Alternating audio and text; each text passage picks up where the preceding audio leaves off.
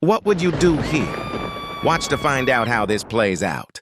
The heavy monsoon rain pounded relentlessly against the corrugated metal roofs, creating a deafening symphony that drowned out the whispers of the night.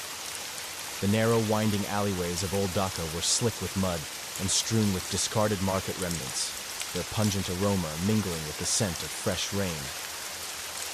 Amidst this cacophony, a solitary figure moved with a determined pace.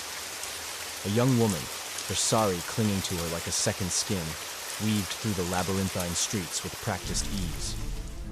Her eyes, dark and wide, scanned every shadow, every flicker of movement.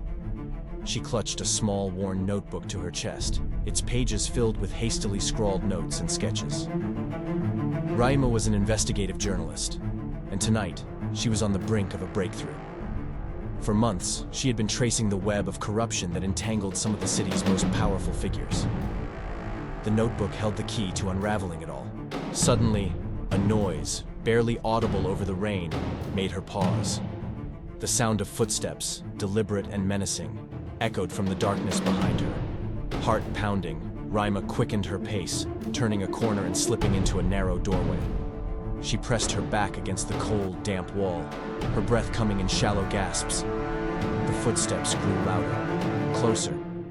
A shadow loomed at the entrance of the alley, then another. Raima's grip on the notebook tightened as she edged further into the shadows.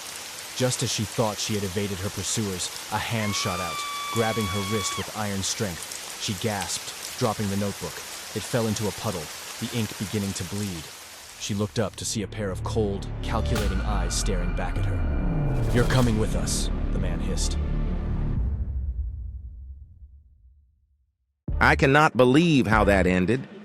It would mean a lot to us if you liked and shared the video. Click on the profile to see it and more of our engaging stories. And if you haven't already, make sure you've subscribed or followed. Trust us, you don't want to miss out on part 2.